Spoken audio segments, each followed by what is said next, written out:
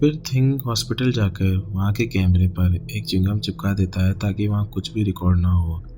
और फिर थिंग दरवाज़ा खोलता है और वेडनेसडे को अंदर आने देता है ताकि वेडनेसडे उस बुढ़े आदमी की लाश को देख सके।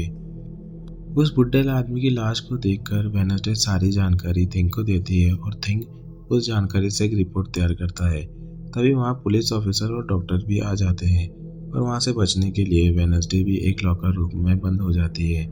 और जब डॉक्टर लॉकर को खोलता है और देखता है कि वहाँ एक लाश जैसी कोई लड़की पड़ी है तो वो उसे कहता है कि हम कल मिलेंगे और तुम्हारा पोस्टमार्टम करेंगे। और फिर वेडनेसडे बच जाती है। तब जब थिंग लॉकर को खोलता है तो वेडनेसडे उसे बोलती है कि 5 मिनट और मुझे यहाँ लेटने दो, मुझे यहाँ अच्छा लग रहा है। वेडनेसडे अपनी छानबीन से पता लगाती है कि वहाँ मॉन्स्टर मर्डर करके अलग अलग बॉडी पार्ट्स इकट्ठे कर रहा है। अगले दिन जब एकेडमी में वेडनेसडे क्लास के लिए जाती है तो वह देखती है कि जेवियर के गले पर कुछ खरोच के निशान बने हुए हैं और उस पर शक करने लगती है। उसके बाद वेडनेसडे जेवियर का पीछा करती है और उसे कैबिन के अंदर जाते हुए देखती है और चोरी छुपे वह भी उस कैबिन में घुस जाती है। तो वह देखती है कि वहाँ पर बहुत सारे मॉन्स्टर की तस्वीरें बनाई हुई है। वहाँ से कुछ तस्वीरें लेकर वहाँ से जाने लगती है। तभी जेवियर उसे देख लेता है और उसे रोकता है। तभी वो उससे पूछता है कि वो यहाँ क्या कर रही है। तो वह बोलती है कि तुम्हें आज रात की होने वाले पार्टी में साथ चलने के लिए बोलने के लिए आई थी। फिर वह वहाँ से निकल जाती है और फिर वो जाकर सारी सच्चाई पुलिस को बताती है और तस्वीरें दिखाती है जो जेवियर ने बनाई थी। लेकिन पुलिस ऑफिसर कहता है तुम्हारे पास लगाए गए जो इल्ज़ाम है उसे साबित करने के लिए हमें कोई ठोस सबूत चाहिए। तुम जाओ पहले कोई ठोस सबूत लेके आओ। उसके बाद वेडनेसडे अपने दोस्त के पास जाती है और उसे अपनी सारी रिसर्च दिखाती है ताकि उसका दोस्त उसकी मदद कर सके। उनमें से कुछ तस्वीरों को देखकर उसका दोस्त एक तस्वीर के बारे में बताता है कि वो उसे इस तस्वीर की जगह पर ले जा सकता है। वो तस्वीर असल में एक गुफा की थी जहाँ पर बहुत सारी हड्डियाँ और एक हथकड़ी बंधी हुई थी। वहाँ पर छानबीन करने के बाद सबूत के तौर पर उसे एक नुकीला नाखून मिलता है। उसके बाद और ज़्यादा सबूत इकट्ठा करने के लिए जेवियर के केबिन में जाती है और वहाँ छानबीन करने के बाद उसे डस्टबिन में एक कपड़ा मिलता है जो कि खून से सना हुआ होता है।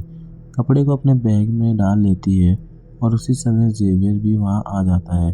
उसे देखकर जेवियर चौंक जाता है और उससे पूछता है कि तुम यहाँ पर दोबारा क्या कर रही हो।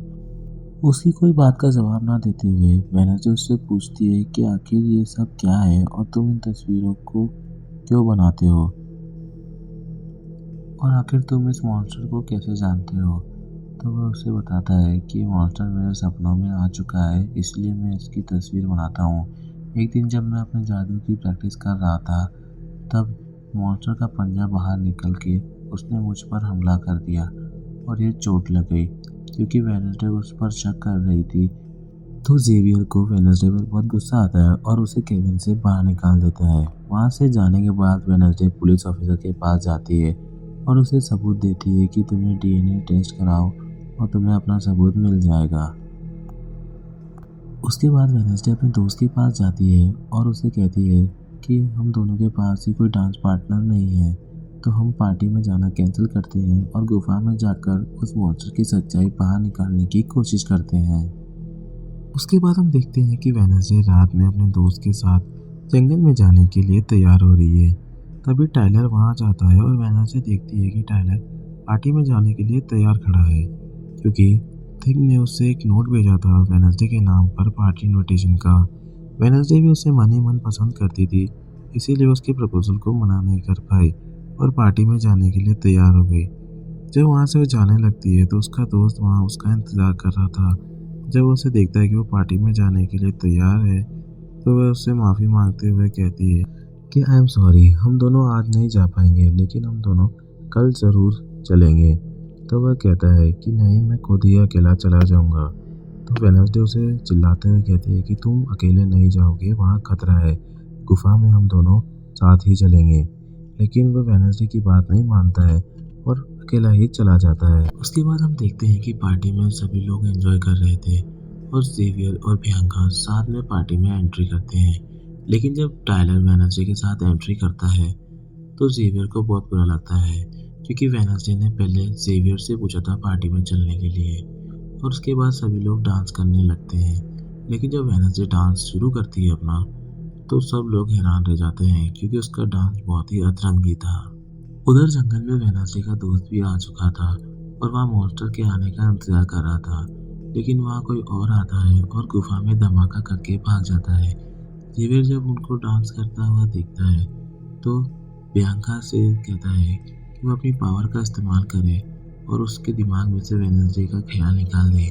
बियांका उसकी बात पर चिढ़ जाती है और कहती है कि तुमने मुझे इसलिए छोड़ा था क्योंकि मैं अपनी पावर का इस्तेमाल करती थी, और तुम आज मुझे दोबारा अपनी पावर का इस्तेमाल करने के लिए कह रहे हो। और बियांका वहाँ से उड़कर चली जाती है। तभी वहाँ कुछ शरारती बच्चे आ जाते हैं और वहाँ नकली खून की बारिश कर देते हैं। ये देखकर सारे लोग घबराकर पार्टी से भागने लगते हैं। मगर वेडनेसडे को इस बारिश से अच्छा लग रहा था। लेकिन जब उसे पता चलता है कि बारिश नकली है तो उसे बहुत बुरा लगता है। तभी उसे एक दिव्य दृष्टि आती है, जिसमें उसे पता चलता है कि उसका दोस्त अकेले ही जंगल में चला गया है और उसकी जान खतरे में है।